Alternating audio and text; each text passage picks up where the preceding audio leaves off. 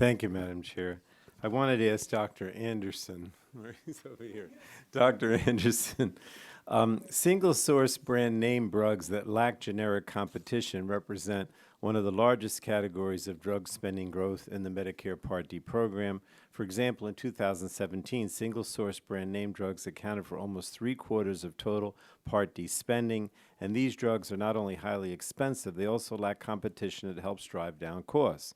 Now, the Ways and Means Committee released a report earlier this week. Dare I mention the name of the other committee? But they did release a report earlier this week that found that Humira, an anti-inflammatory therapy without a generic on the market and the best-selling prescription drug in the world, has doubled in price in the U.S. since 2012 and is currently priced at $2,436 per dose, or about 500% of the international average price. So, Dr. Anderson, you have also done extensive work comparing these sole source brand name drug prices in the U.S. with the prices in other major economies. On average, how much more do consumers in the U.S. pay for these sole source drugs than consumers in other large countries? So they pay about 3 to 4 times as much on average. There are some drugs that only are 30% more. There are some drugs that are 7,000% more. So it really depends on the drug and the market. Now, can you give us an example of a brand name sole source drug that lacks any price constraints in the U.S. and what the same drugs cost in a country like Japan? Sure. The number one selling drug in 2017 was Harvoni, which is a drug that takes care of hepatitis C. It was $1,100 per dose in the United States. It was $438 in Japan. You know, I was in Japan a couple times in the last 2 years to see my son who was teaching there. And I tried to, do a little survey once at one of the drugstores, and I couldn't believe how much cheaper things were. So what is the reason why it's cheaper in Japan? Well, Japan is very clever. What Japan does is there's a price, and then it goes around and it asks the pharmacies, how much did you pay for the drug, which is always less than the price that's set by the government.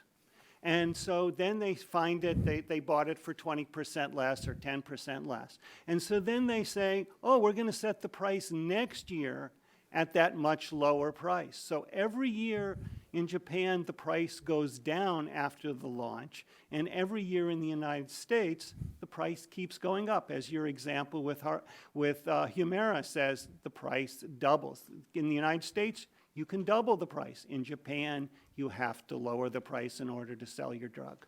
So from your perspective, does using an average price across a certain subset of international countries as proposed in my bill, does that provide an appropriate reference by which to compare U.S. prices?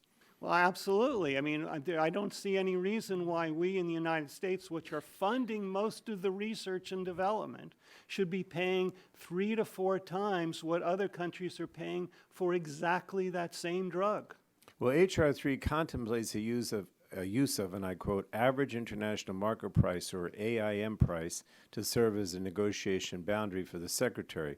Is the use of the AIM price similar to the international pricing index proposed by President Trump for Part B drugs? And is that an appropriate mechanism by which the Secretary should negotiate? So President Trump did propose that. He uses it, and he uses about 120% of the price. So it's effectively the same idea applied to Part D as he applied to Part B. And almost every other industrialized country uses some form of external reference prices to set their prices. It might not be the only factor, but it's one of the most important factors they use to set their prices. All right, let me ask you, this may be the last thing I get a chance to ask you, but can you respond to Mr. Ippolito's claims in his testimony that it would be too complicated to determine transaction prices in foreign countries as compared with the U.S. prices for this purpose? Well, we were able to do it and publish it in the journal Health Affairs, so it's a peer-reviewed publication.